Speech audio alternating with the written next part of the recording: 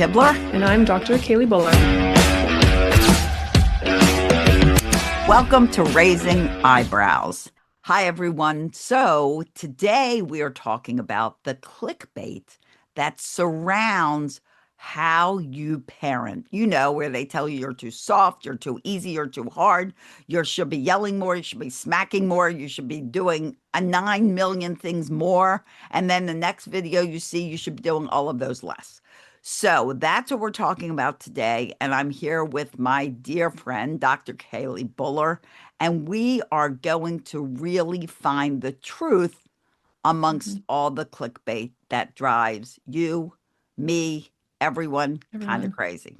Yeah. And we're going to talk about all the different parenting styles and what actually matters. Because there's a lot of this that doesn't matter. Like we have a lot of terms and we have a lot of, phrases that we use. Nobody cares. Nobody cares. Right. So we're gonna take it step by step and sort of make sure that everyone understands why everyone is so obsessed with all these different parenting styles and what actually is the takeaway. Exactly. And how we'll in talking about the different parenting styles, we'll actually tell you that there are pieces of each that you need to address, other than beating up your kids. You don't need to address beating up your kids. Beating up your kids is bad no matter how you look at it. But there are pieces of each that are necessary to create this parenting puzzle that you need to have all the pieces for in order to really create a cooperative, harmonious, happy, fun, kind, gentle, wonderful environment. Gentle, I said that gentle word. Yes, absolutely. No, and that's exactly right. There's a time and place for everything, right? So you might have a parenting style that you stick with most of the time, but sometimes you're going to need to branch out and try something a little bit different. And I actually remember a good friend of mine, just her two children are so uniquely different that she has to be a different parent because their needs are not the same, their personalities are not the same. So how one responds is different than how the other responds. So gentle parenting, for example, was a no-go with her son, but with her daughter, it works really well. So right. And then there's, and the problem is, like, gentle parenting is some children, and I imagine hers are like that. Some are more sensitive to sound, more, reactive to aggression, more, they're different reactions that they produce. So you have to then again remember that you're all individuals and you all have different perspectives on life and different views of life. And not that you should switch around all your parenting, but you may have to switch around the way you talk to your children. Always respectful. I am all about respect. I mean, I come to you, people will ask me all the time, what kind of parenting do you do? And if I had to label it, I would say respect, because everybody deserves respect. You do not deserve to be disrespected, nor do your kids. So I come from a respectful direction, but that doesn't mean you don't get stern when you need to. And that doesn't mean you're yelling. That just means you have a strong voice. You need to direct them. Okay, like even in my classes, my kids' classes, where I've got all these little toddlers running around, and when I'm like sternly, like, everybody sit. Boom. All 15 kids sit. Yeah. Am I yelling at them? No. Are they afraid of me? No. They adore me. I'm their favorite teacher. But sometimes you have to be firm. Yeah. But firm doesn't mean you yell. Yeah.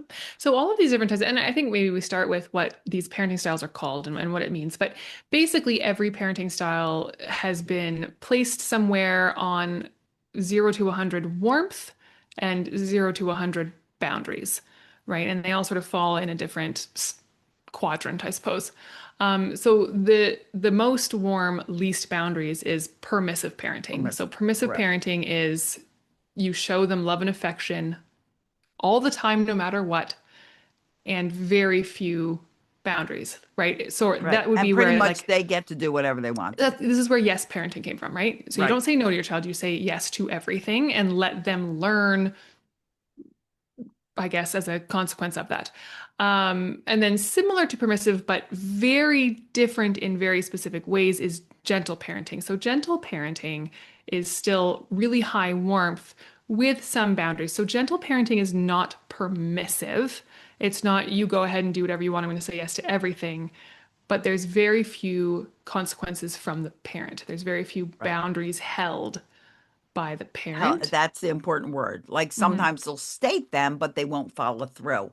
And I think that's a lot of the confusion is when you see these videos, it's like they're just being gentle and they get say Hmm. yes to everything. And that's not Hmm. true. Yeah. There's variations. Right. So for my girlfriend, her son was wild and full of energy and boisterous, and gentle parenting didn't really work for him because he needed structure. He needed clear boundaries. This is what I'm allowed to do. This is what I'm not allowed to do. Like he needed to know, yes, no.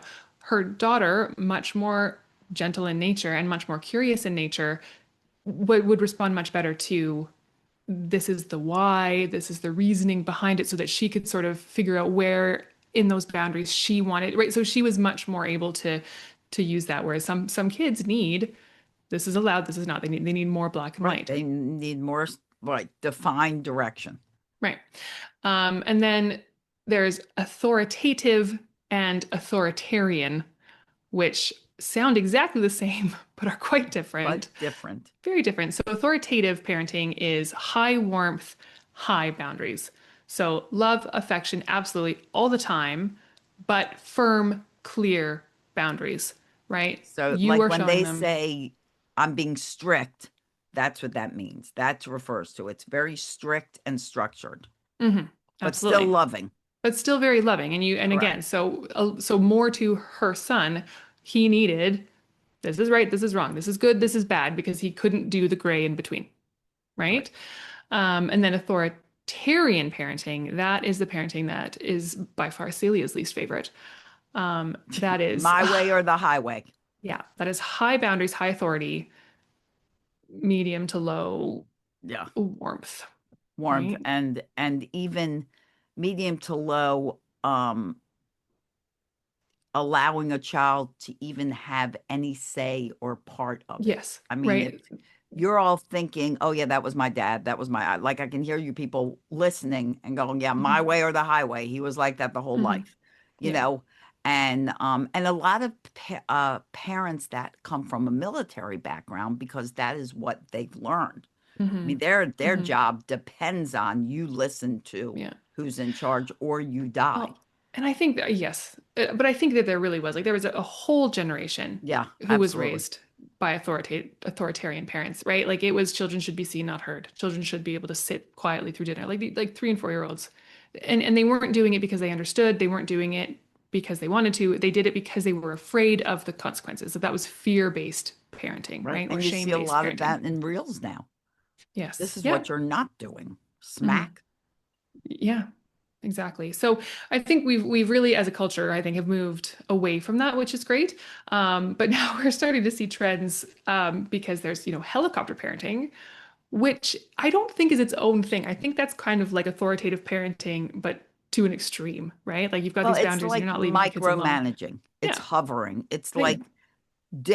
and helicopter parents tend to be that way as your child's growing up. They never release responsibility to their child. Hmm. They're always micromanaging. They're always doing Right. that. Even child that's 16, "I'll do it for you. Oh, I need to save you. I need to do Right. this. I need to Checking their do that." homework every night, making sure it's Correct. complete, making sure it's correct. Right. Never Like giving them personal responsibility. exactly, right? And then what was born from helicopter parenting was fuck around and find out parenting, which My is favorite, my favorite. I have to tell you guys, in all honesty, I just learned about it because Kelly just told me about it, but it's a yes, fun word, FAFO. FAFO. And I think honestly, like it was sort of started as a joke, as a trend, but there's a lot of really good pieces in there.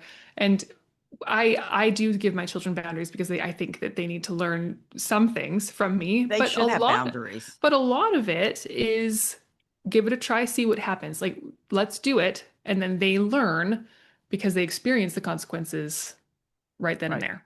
Well, and I think people get confused with giving boundaries and allowing risk. Like Yes. both those things exist side by side. Yes. You do give boundaries, you do have limits. And people will, I can't tell you, my parents will say to me, "Oh, I feel like I'm being mean when I set Mm-hmm. a boundary or a limit." And I will say to them, "You're actually being mean not setting a Mm-hmm. boundary. They need that structure. They need to know how far they can go.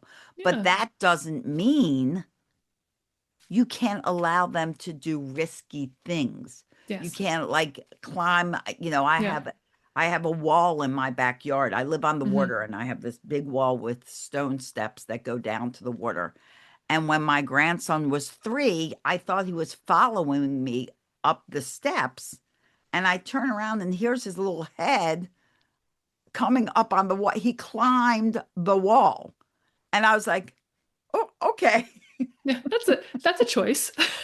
It's one way to get up here. Yeah. But And I didn't jump and I didn't startle him because, you don't God want to fall forbid off he the should wall. fall down the wall. Right. But but he's like right up it. Mm-hmm. And that's how he used once he did it once, he did it all the time. That's how he Mm-hmm. would get up from he wouldn't take the steps. He would Right. climb the wall. Yeah. And risky play is honestly so important for kids. And I think that's a really interesting point that you made. Right? Like they exist side by side. Boundaries are expectations. They're not necessarily Exactly. geographical boundaries, right? It's important for your kids to know what you expect of them and their behavior so that A, you aren't chronically disappointed, and B, so that they have a chance of meeting those expectations. 100%. Hit it Mhm. on the nose. You got it. You Hashtag got nailed it. it. Hashtag bike Mic drop, drop, drum, mic drop. It's not a mic drop. That's not a thing. bump. But It doesn't matter. Mic yes. mic drop, mic drop. Um, it's and now I've totally forgotten what I was But gonna I say, think no, so I was gonna please say I think continue. I think we are gonna have like it's on our list of things to do. It's like risky play. We might have a whole episode on Yes, that because taking risks and natural consequences are so, so important. And that doesn't mean that you have to adopt fuck around and find out parenting, but it should coexist with whatever parenting model you think suits your personality the best. But again, this isn't just about you. It's also about your child. So and what you're it teaching them. and what you're teaching. So it's hard to know what kind of parent you're going to be until you know who your child is, Right, I right. think. And Well, that's I why think you can put the pieces of the puzzle in place, yes. but you're gonna find out some puzzles work and some pieces work, Hmm. and some pieces work a little different Hmm. with the child you're parenting. Yeah. You know, it doesn't mean like if I put a whole foundation in place, I would tell you that you need limits and boundaries, you Hmm. need consequences, you need encouragement, Hmm. you need schedules and routines, you need calm communication, you need Hmm. choices Hmm. But and within other all of things. that, yeah, but within all of that, how much flexibility you have might vary child to child. Correct. Correct. So, And the way your child receives messages depending on who your child is also the way you're going to change or direct mhm. those messages to them and they should always be clear and concise. But Yes. sometimes kids are just better at doing things that are more general and they pick it up quickly. And Hmm. there are other kids that need more specific direction Hmm. and sometimes more help. So Yep, that doesn't absolutely. make them bad. No, It doesn't make you a bad parent. It makes you a flexible and resilient parent, which is important very because important. then you Yes, teach them the same. I mean, I think that's the biggest thing about parenting in general. Like the biggest advice is you have to be adaptable. You have to be able to pivot and Yep. shift. But here's the piece that I think we really wanted to talk about today. Every model of parenting, except authoritarian, I guess, the goal is not to yell, not to punish, right? The goal is to guide, lead, allow natural consequences, etc. And I think everyone superficially agrees with that. Like we agree that hitting your child is not productive, is not good parenting. I think we all agree that yelling is probably not productive. I mean, it works. We yell because it works. It gets Well, their and attention. that's the problem. You yell and it works. I Right. mean, we're not going to say it doesn't work, Hmm. but in the long run, it Right. doesn't help. No, and they're not learning. Like they learn to fear what's coming next. They hear you yell, so they stop. But whatever comes after that, when their amygdala is fired up and their prefrontal cortex is completely gone because they don't really have one to begin with, whatever comes after that, they're not absorbing, right? Right. So the yelling works just in that moment for them to stop. But Right. whatever you're trying to tell them, like you need to do this, you need to focus that mommy gets mad because of this, whatever the case may be, they don't hear it. It's gone. Correct. Correct. And it teaches, instead of building connection with your child that will last long term, Hmm. it just creates fear. Yeah. Your child's not making choices. They're like, okay, I've got to, make sure I don't do anything that sets mommy off or sets daddy off. You Yeah. know the expression, walking on eggshells. Hmm. That's what your child will eventually start feeling like. Well, I'm not sure what's going to set them off. I'm not, Right. or they're going to turn into the bully, aggressive Hmm. child, and they're going to return it right back to you Yeah. because that's what they're learning. We Hmm. don't have communication as children. That wrong. We don't have language as children. We Hmm. have communication. Our communication when we're born, I mean, is, we cry. Cry. They have to cry. It's Hmm. not traumatic, it's communication. They have to Exactly. kick, they move, they do all these things. Language is learned. Hmm. And 80% of language is nonverbal. Hmm. So the way you are speaking to your child, the way your behavior is related to your words, they're learning it. Exactly. That's exactly right. But here's the thing before we get any deeper into that, that I think is important to point out. Um, it's hard and almost impossible to not yell ever. Like, I think Right, that's an right, right. unrealistic goal, right? We're And not it's going to not, say you're never going to yell. We all have right. bad days. Absolutely. And it's not, I wouldn't say that it's a character flaw. Like, this is not something that and a lot of people will say, like, I have anger issues because they yell a lot, but I don't know that it's really anger issues so much as it is like a circuitry issue, right? Like, you have low emotional reserve and you're on a hairpin trigger. It's not And because over you're angry. stress, there's a Right. lot of stuff going on in people's Exactly. So lives these you days. respond quickly, but it's not because you're angry all the time. Like, you don't have anger issues, you just have emotional reserve issues. And I hate this term so much about like filling your bucket, but they're But we'll right. say it But anyway. we're gonna say it anyway. But what the metaphor filling your bucket is really about creating the environment in which you have emotional regulation. Because if you can't regulate yourself, it's going to be so hard to manage a dysregulated Right. toddler, a dysregulated child. And there are Oh. tools that you need to learn. I tell, what do I do with parents? I give you the tools and knowledge and skills to Hmm. remove the need to yell. Right. I don't say you're never going to yell again. We have bad days. Your kids have bad days. Hmm. We don't sleep well. We don't eat well. We're grouchy. We're irritable. Yelling will happen. Hmm. But what we don't want it to do is happen every day and be the main communication in your home. Exactly. And that's where we have to sort of talk about, even if anyone's interested, the neuroscience behind it, because I think it's incredibly interesting. Your brain responds to stress and it doesn't have a scale. Like, it's not, this is stress level 3, this is stress level 7. It's Right. either on or off, right? So if you're being chased by a bear, your stress, like, that switch is flipped. If your 4-year-old won't put their shoes on, the switch is flipped. Flipped. Like, it's the Right. same That response, frustration. Right.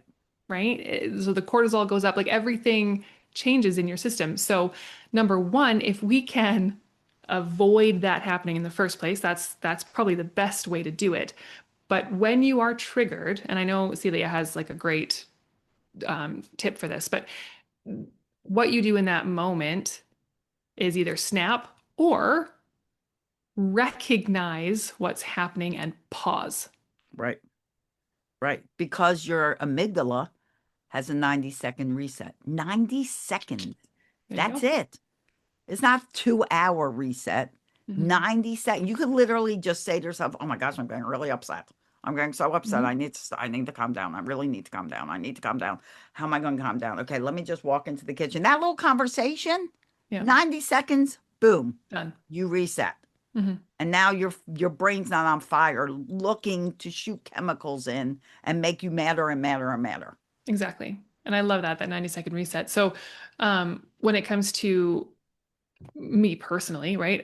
I do think name it to tame it is great because it does teach your children something too. So you can say, I'm getting really frustrated. We need to pause for a second. Your 4-year-old understands that. Right. And you just taught your 4-year-old that when they get frustrated, and they do, and they will, because they can't Hmm. do everything they want to do. They want to be big, but they only have so many capabilities. You just taught them, okay, I'm frustrated. Mommy said we need to pause. Hmm. And like here they are talking to themselves, Hmm. resetting. Hmm. Yeah. And now, yeah, now my son, so my daughter sleeps in my son's room now, so her room is mostly empty. And even he's like, I Kind of like think my that daughter. They have all these rooms and they're I all know. like stuffed I in sleep in one one. room. I know there's like 3 mattresses on the floor because I sleep in there every Tuesday night. Anyways, it's the whole thing. But he was just like, you know what, mommy? I think we could use Ellie's room as our quiet time room.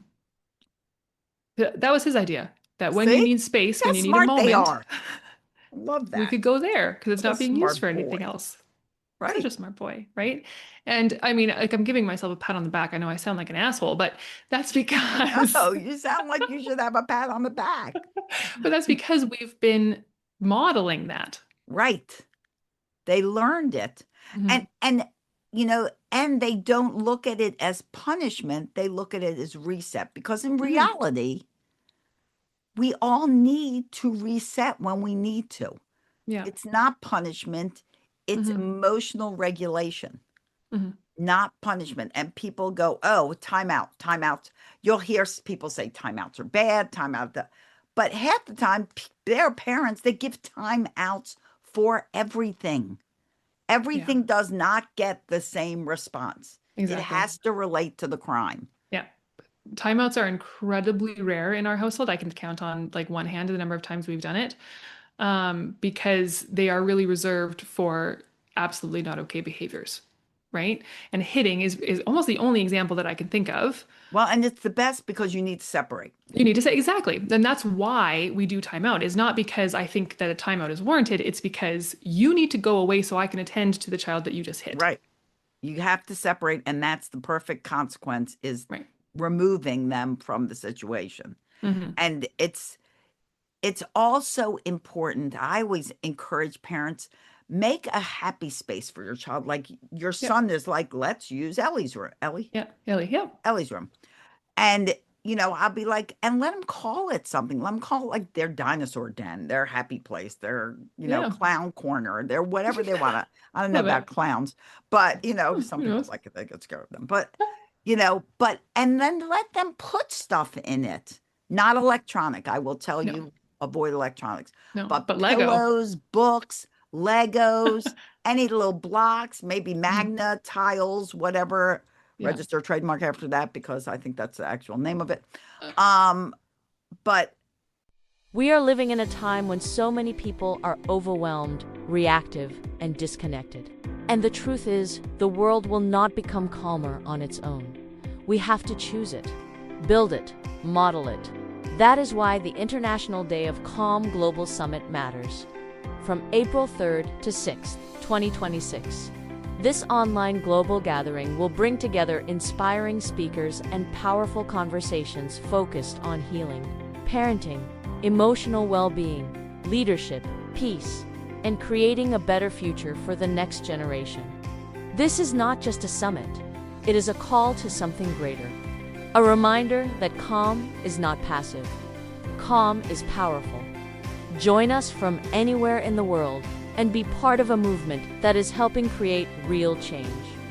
One conversation, one family, one school, and one community at a time. Go to calmsummit.org to learn more and save your spot. That's calmsummit.org. Register today for free. let them, it's like a little creative space because you are literally teaching them mhm. how to regulate themselves, that they can go sit and relax. And that relaxation is not only healthy, it's regulating and Mhm. it's constructive. You Mhm. are giving them a method to learn better emotional intelligence, which is what we want when they Mhm. grow up to be adults. Mhm. Absolutely. So, and the same thing applies to parents. And that's, I think, the piece that's missing Yes, is you need we timeouts. always talk about, yeah, I mean, sometimes you need timeouts. But we always talk about like what you should be doing as a parent for your kid, what you should be teaching your kid. But we don't do a very good job, I think, all the time. We do because we're fabulous, obviously. But I think we don't always do. By we don't mean. But we don't necessarily do a good job of helping parents teach themselves or learn themselves how to manage these moments, Right, right? right. So do you have a quiet place? Like, do you have somewhere that you can go to reset, even if it's just for 60 seconds? And it might not have to be like an actual physical space, right? It might just be not the room that my children are in. Like that might be, I'm Right, going to just right. move to a different It might be room. a hallway. I'm just Yeah, going to say it absolutely. could be the toilet. Very handy place to I, reset. And because you can utilize it while you're there. I do that all the time when I'm just like, I just need Yes, a break. let's I'm go gonna to go, the you know what? bathroom. I gotta go to the bathroom. Like I just Yeah. gotta stress I'll pee. be I don't know. back in Like an hour. Play amongst yourselves. Well, it's like I tell parents if you're walking in, say you're coming home from work Mhm. and your kids have been home already and they're fighting. Now, Yeah. a lot of parents are just like dive right in there and join the argument. Mm. What does that resolve? Nothing. And it Right. will make it worse. Hmm. Better, you should walk away and evaluate what's going on. The biggest reason kids fight, you want to know the biggest reason? They're plain sick of being together. You know how I was parents just gonna are, say that. we are so smart. So We are so so smart. aligned. We are one. We are one. They get sick of being together. Yeah. Stop throwing your kids together. Ever go play, go play, go play, Yeah. go play. Absolutely. Like literally just it was yesterday, the day before, but yeah, just the other day, like the kids came in, they were whining. I was working, the nanny was here, whatever. Ellie hit Lucas. I don't even know what happened. I wasn't there. Poor Ellie. She's a The hitter. topic of conversation today. She's a hitter. So this is just like a topic for her. But I was just like, you know what? Like it sounds like you guys just need a break from each other. You don't have to Yes. play with each other all the time. So why don't you go do something that you want to do, Lucas, and Ellie could do what she wants to do, and then you won't have to fight over the thing that you were Right. fighting over. You come back in, And 15 minutes or something. both of them, like they're 6 and 3, but both of them were like, "Oh, what an excellent idea!" Like they were Light like bulb. they had never thought of that as a Oh, solution. we don't have to hang out with each other. That's Like, brilliant, oh Mom. yeah, I'll go. I'm gonna go do something I else. don't even Okay, like this yeah, guy. So yeah. Well, they come in all the time. They're like, I don't like Lucas anymore. They're like, I don't want to play with her anymore. And I'm like, so don't. yeah. And Great. the good news is, being as we're of different generations, and my children, I have three stepkids and two natural birth kids. So my five kids, they're still the same. Like my Mhm, daughter and son are 6 years apart, and mhm. Kyle is 37 and Lauren is 43. And when they get together, they're the same way. Yes. They will knock each other. They will say, oh, Uncle Kyle's so stupid. Don't listen to him. He's stupid. He said, Yeah. like, I mean, I'm like, Yeah. are we 12? Yes. Well, Apparently, actually, yes. we apparently are. And Yeah. she'll still say to me, I told you, Mom, you should have stopped at me. I don't know why. You felt like you needed another. You had perfection, and then you brought that on. So it never Well, ends, but it's no, of course. constantly entertaining, and they Mhm. adore each other. I mean, Right. it's not. It is coming from a place of Right. But actually, I think they're together right now, and everybody's going to the movies. well, there you go. So But can you imagine spending all of your free time, every with single another minute person, of your free time with the same person? I can't. Like and I that's what love my happens with husband, but oh my God, siblings like that would be too all the much, right? time, Yeah. right? And it's a good opportunity to say, you know what, this one, come help me prepare dinner. Hmm. You go read, and then tomorrow night you can help with dinner, and you can go read, and Yeah. like get them because time with you is also important. Hmm. But time with you doesn't just mean play, play, play. Yeah. You want children to be used to doing household responsibilities. You should start that as soon as they can stand up and hold something. Hmm. Actually, they don't even have to stand. Yeah. They're in a high chair, you give them a rag, then clean their high chair. I So mean, say, they don't even have to I stand. know. At some But point, I'm they gonna have to should show you always guys. do that. I have to show you guys the kitchen that we built at some point. I just love it. I'll have to like send a photo or something, or just take my computer in there maybe. But we built them a kitchen, like it's a play kitchen that we cut a hole in the play sink, and there's a bucket underneath. I love it. And then like initially it was just a jug of water that had a spout that they could, but now my husband has like a big jug of water with a pump and like a Oh, tap. Like so we actually have like a cool. functional tap, and they love it. They love that they're big enough. They're three, like my 3-year-old can go to her kitchen. It's her kitchen, right? And they can get there in their pantry, like all their stuff, their snacks are right there. So they Right, can get themselves a muffin and cut it and put peanut butter on it. Like they can do all of that themselves. right, And they love that so they can be more involved. right. You need to remember that every child's goal is simply to be big. You know the movie Yeah. Big? I don't know if you've seen it. It's old. Hmm. I'm old. With Tom Hanks. Hmm. Big. That's all they want to do. So if you give them things where they feel big, they'll Hmm. want to do them. And if you start them with household responsibilities when they're little, then when they're 10 years old and all of a sudden, okay, we're all going to start doing chores. This is what you're going to do. And Yeah. they're like, I'm not doing chores. I'm not doing chores. But if they've been doing what I rather call household responsibilities Hmm. since they were little, nothing is unusual because it's all normal. Doing laundry together, normal. Cooking Hmm. meals, doing dishes, Yeah. vacuuming, dusting, picking up their toys, all normal in a day. Yeah. And I feel like we've gotten off on a tangent, so I'm just gonna but We one more have. thing though. But You're this right. is so do you guys remember the book The We've never Giver? done that. No, never. You guys remember the book The Giver? Like that was a big one that Yes, we went. that's So a great book. love that book. But one of the concepts in it that I thought was really interesting was at their birthdays, like each year, they were given an extra responsibility. Like you are now old enough to have this Oh, I coat because love you're that old enough to do your idea. buttons, right? And I thought that was just such a positive way to frame it. Like you're big enough now to be Right. able to do this responsibility. Like it's framed really and truly as a positive rather than That's a great, and you know what's great about that is when you bring on a baby and an older child, toddler or older child starts getting jealous Mhm. because they will. They will. When you frame it as you're older now, now you get to do this. Baby doesn't get to do that. Hmm. Whoops. Sorry about that. Baby doesn't get to do that, Yeah, you know. exactly. And so it's giving them like, "Oh, I am big. Yeah. Woohoo. I'm Hmm. big."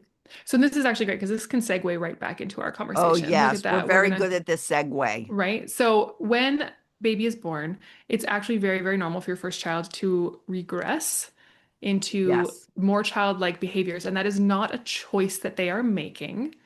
It's like an adaptive response. So they are going into like a survival mode and they will become less capable so that they need you more. Right. That's Because that's right just now, they didn't ask to have a baby. Nobody said, exactly. "Hey, guess what? Hmm. We're going to bring in another person, Hmm. and you now have to share love with that other person." Right? No one wants that. I mean, no Exactly. child wants that. Yeah. So I think that that's one of the pieces that parents really struggle with from a frustration point of view, right? Like my child was totally capable of doing this. Now they're Body train. refusing to. Right. It's not that they're refusing to. Like it is, but on a subconscious level. They're not Right. making that choice consciously. And also children don't have like a prefrontal cortex. Like I mean, they do obviously, but it is not Not developed. developed. Like empty Most space. it's right. And most parents have a prefrontal cortex that's barely functioning because of the way that we just live in a chronic state of stress. And we should talk about that too. So it's just a recipe for And disaster. what's in the prefrontal. So let's tell you what's in the prefrontal cortex. Yes. Is this is eye opener, guys. Okay, so put on your hearing, put on your ears, put on your listening ears. Impulse control. Mhm. You know when you go, oh, they're so impulsive. That's because prefrontal cortex Yeah. holds impulse control Yeah. and it's not there. It's like think of it as a big empty space. Mhm. So yeah, the prefrontal cortex is responsible for what's considered executive functioning. Function. So the things that you need to be able to do to be a responsible human being. So task initiation, planning, time management, impulse control, emotional regulation, all of that, Logic, reasoning, logic, reasoning, it all resides in the prefrontal cortex. That which isn't is really well developed at all. empty. In A children, big hole. they don't Sounds like have a big logic and hole in your reasoning. brain. It It's is. just not developed. And I it think, doesn't, and it's the last to it's the develop, last. right?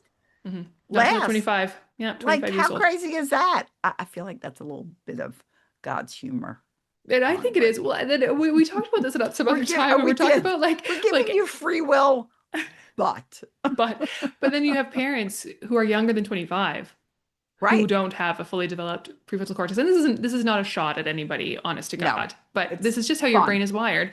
And your prefrontal cortex, fun fact, will not, yeah, fun fact, will not work very well when your physiologic state, like your body, is not well cared for, which is interesting, but that specific part of your brain starts to shut down with sleep deprivation, being Hunger. either short term or long term. So, like if you are hungry right now, it doesn't work very well. And also, if you generally go a long time without eating, like you're generally not very consistent with meals, you're generally undernourished, your cortisol levels will just be chronically high. And And thirst. yes, The and beginnings thirst. of dehydration. And your prefrontal cortex will respond to that as a chronic threat and it will not function as well. So everyone knows, like, I'm not going to say eat better and sleep more because everyone knows that. And we all know that it's impossible. So we could talk about some other tips for that. To But goal. To goal, though. it's a goal, but it just really emphasizes how incredibly important those basic things are for your ability to not yell. Like, isn't that a crazy, like Correct. me being hangry, like people know about hangry, like you're gonna be more frustrated, you're gonna yell, but like just chronically spacing out your meals too much Right. could make you an angrier person. Right. That's Right. crazy. And remember that it also, those triggers, hunger, thirst, lack of sleep, create an irritable child too. Yes. They have the same Mm. triggers. So if Yeah. everybody got a bad night's sleep, that's probably not going to be your best day. I Yeah. mean, just head into Mhm. that like, okay, we're all grumpy. Yeah. And And make light of it, and make say jokes of it. it. I was gonna say Right. we had a bad day. This is a little while ago now, but I remember saying in the morning, I was like, I think I was at the hospital all night. Like I hadn't slept. And I was like, Mommy is so tired. I might get frustrated more easily today. I just want to give you guys Heads that up. warning. And they were like, why? And like when we talked about it, and it was a great conversation, and it wound up actually not being a terrible day. I was worried that I was just gonna the whole day. But 3 and 6, they were old enough to understand. Right. Yeah. And that brings you to, or brings us to, be authentic, be Mhm. real. If you're Mhm. feeling bad, and encourage your children to do the same. I work with a teenager who tends to get in trouble because he doesn't share how he's feeling with his parents. Mhm. Imagine. He Yeah. will just like go into his room and they're like, well, you're going to do your homework, or you're going to do this. And I encourage him, just when you get home, if you're not feeling bad or you have a headache, speak up. You know what, guys, if you don't mind, I've had a hard day at school. I have a headache. I'm going to go lie down. When you're authentic about things, your children learn to also Mhm. be authentic and learn that it's, you know, permissible. Yeah. Yeah, that's a That's the good word. word. To do. Yeah. And then I was just gonna say, like what you do, what you show them, you give permission for them to do the same. So negative, like Whatever it good or is, bad, exactly, good good or or bad, not so good. you're giving them permission. So yelling, we don't like everyone. Yeah, everyone knows yelling's not so great. Yelling as a one-off, yelling occasionally, it's not going to be harmful. We're all going to do it, but the overall emotional climate of your home matters, Is what right? matters. It becomes And harmful when that's the only way you speak exactly, to your child. exactly. And And there are even if you homes that do, are that way. yeah, and even if you do repair afterwards, or even if you say, I'm sorry I yelled, sorry doesn't fix it if Right. they know that you're going to yell It's again. not Like, fixed. Right. it's If not there's fixed. something you are constantly apologizing for, Hmm. learn a better way. Yeah. If you are yelling and losing your temper and apologizing and feeling guilty, and then yelling and losing your temper and there are ways not to yell. Hmm. There are Yeah. ways to remove that need in your home. Yeah. And what's really interesting is the people who are in that middle ground, the people who yell and then feel immediately guilty, the guilt compounds on what your amygdala is firing and what your prefrontal cortex is capable of doing, and it makes it worse. So the yelling guilt spiral Yeah. makes it worse. So I mean, you're gonna yell, you're gonna feel guilty. Like I can't stop you from feeling your feelings, but knowing that yelling here and there, it happens, and don't feel guilty about it. Acknowledge it. Reflect, right. Yeah. Acknowledge, reflect on it. What could I have done different? And if Hmm. there's something that's repetitive that your child is doing or even somebody else is doing in your home, and it's constantly every day you have to deal with it, don't just let that go on for life. How can I fix that? How Hmm. can I repair that? How can I make sure that isn't happening day after day after day after day? Hmm. And I've asked thousands upon thousands of parents why they yell. I get two answers. One is I don't know any other way. Hmm. And that's because they were raised by someone who Who yelled yelled? constantly, and that was the form of communication. Hmm. The other is what most people will say. I start out real nice and I start out real quiet and I use my manners and I smile and I ask them to do something. And then I come back and I ask them again and they still haven't done it. And then I come back and I'm getting a little louder and they still haven't done it. And then I'm screaming and yelling like a wild, crazy person. And they move Hmm. back to when we said it works, Hmm. but it doesn't create a repetitive situation where they're learning Exactly. from doing something incorrectly and learning how to do it cooperatively. Hmm. And you have taught them to yell. This is why I tell parents all the time, if you are repeating yourself and repeating yourself and repeating yourself, you have taught them to wait until you yell. Yep. Like if Yep. That's your like, I kids was are playing a video just game, thinking they're that playing a video game, and they're you going come to in and you're wait. like, turn off the video game, time for dinner. Hmm. They're Hmm. playing, they're like, well, we got like three more times for mommy to ask before we have to actually turn off the video game. Yeah, They've before she gained means it. 15 more minutes of gameplay. Yeah. They know it. Yeah. And it's because you're not serious until you yell. You Hmm. go in once, you ask them, that's all. Ask them once. Hmm. You don't need to ask five times. You go in there once. The video game, you say, honey, it's time for dinner. Time to turn off the video game, please. And you leave Hmm. and you come back and they're still playing. Guess what you can do? Turn off Turn the it video off. game. Yeah. Take the consoles are portable. You can take it if they scream and cry and throw a fit. Guess what? You can take it for 24 hours. Yeah. Now it's gone. It's not Yeah. just turned off, it's gone. Yeah. Take action. Stop asking. Hmm. Yeah. And what I often do is, it's time to turn off the TV and they keep watching. I say, "Are you going to turn it off or am I?" Right. Excellent. Good job there, Kelly. Oh, thank you. Right. But because you're not necessarily going, "I'm going to turn this TV off, you buttholes, for not listening to me." Like you're saying, "We're going to turn the TV off now. This is Some what's people happening." might say that. But we don't Right. recommend it. It's not a nice thing. But the message that they're receiving is not, "I'm angry at you." It's not whatever. It's, the TV's going off now. Do you want to Right. do it or do you want me to do it? It's Right. just, this is what's The happening. choice. It's just a fact. Right. Yeah. There's no debate. There's no negotiations. We're not like in the courtroom here. It's Hmm. going off some one way or another. So you can go turn it off or I can go turn it off. Hmm. And then they'll turn it off and come to them. They may not be happy. Well, you know Yeah. what?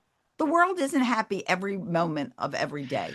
And And you here's, need to exercise disappointment. this Go is, ahead. yes, oh God, we are so We alike. are so alike. Disappointment. And I know, like, We are don't purposely, twins separated at birth by like 30 a few years. years.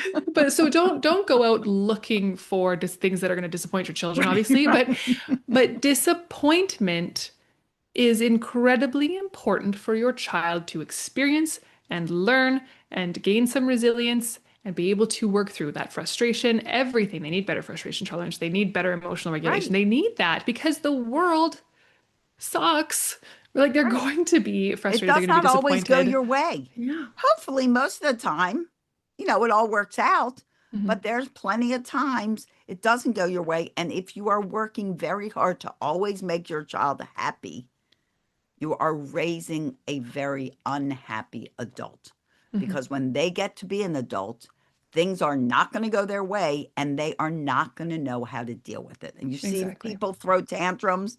You Hmm. see you see people get angry on the streets and bust cars and do all that. You see all these horrible Yeah. videos of people throwing tantrums. Hmm. That's what they're doing. They're just adult tantrums because they never learned how to deal with Yeah, disappointment. exactly. I was going to say something and I've completely forgotten what it And, was.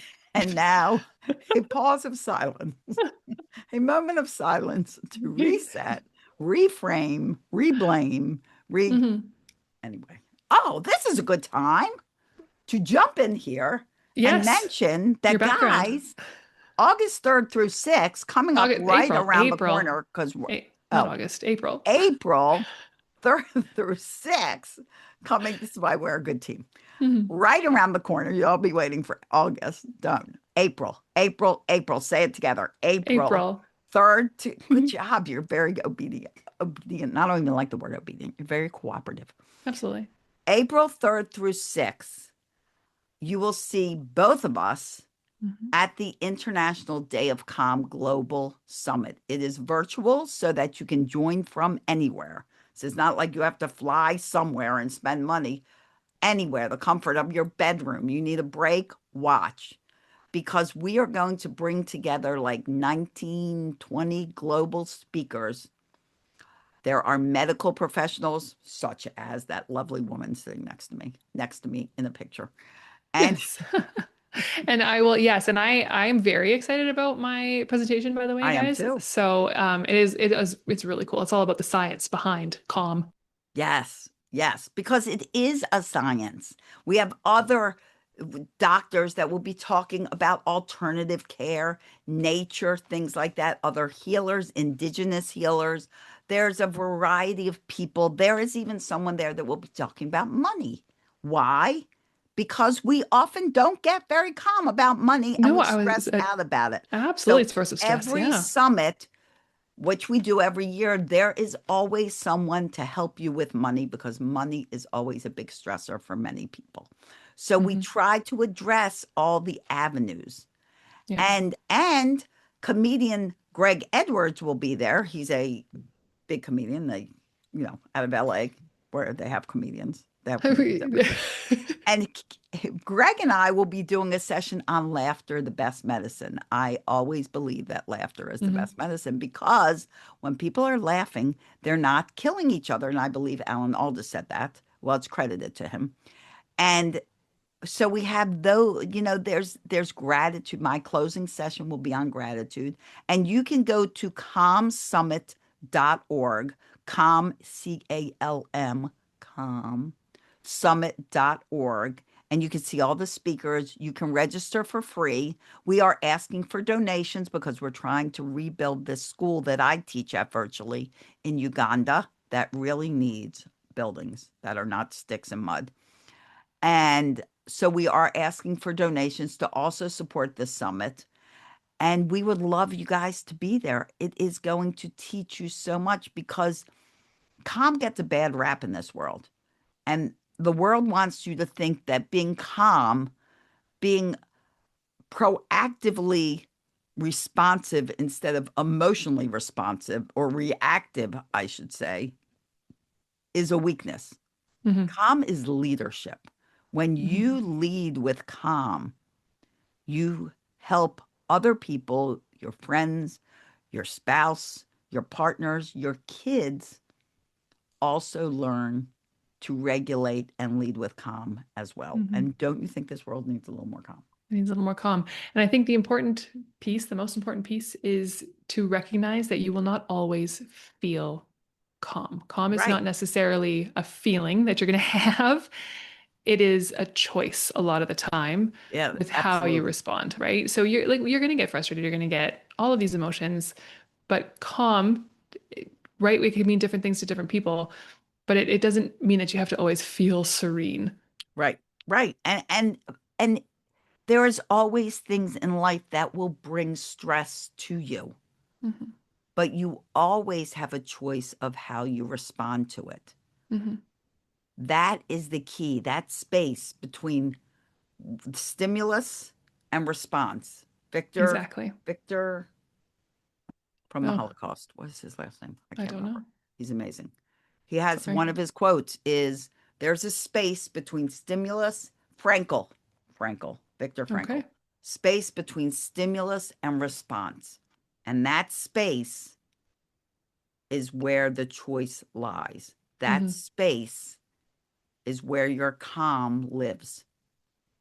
And Hmm. how you handle it is the magic that you possess because you have control over it. Hmm. And you can learn to control it if you feel you don't. Hmm. And that's why we bring this summit together. It is a global movement, not for a culture, not for a group, for humanity. This is not about politics. This is Hmm. about healing what this world needs and giving it a place and a direction to move forward. Yeah.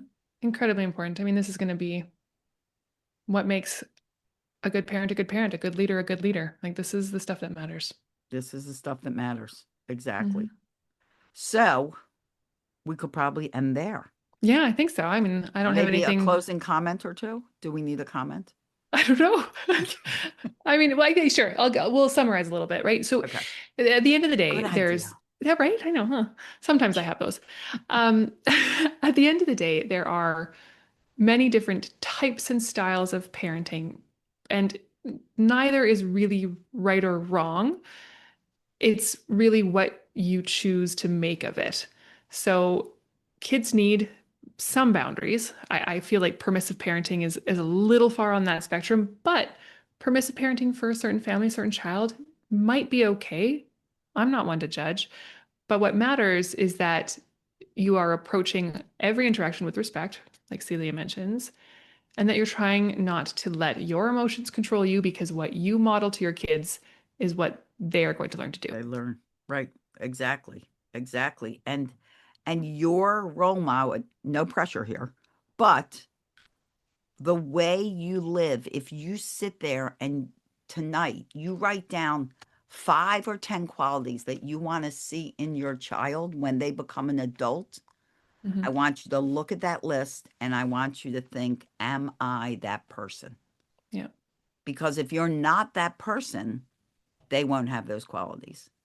You have to be the person you want your children to be. I know it's not always easy. Yeah. I know it's, sometimes hard. Yeah. No, no But pressure is exactly right. right, no pressure. But most of the time, if you are who you want your children to be, they will be who you want to see them become when they become Hmm. adults. We're raising Hmm. adults, not children. They're already children. It's true. Thank you for joining Raising Eyebrows. Thank you for being here. Go to calmsummit.org, calmsummit.org. Be Hmm. part of the solution. Join the movement. This is not just your random conference. Hmm.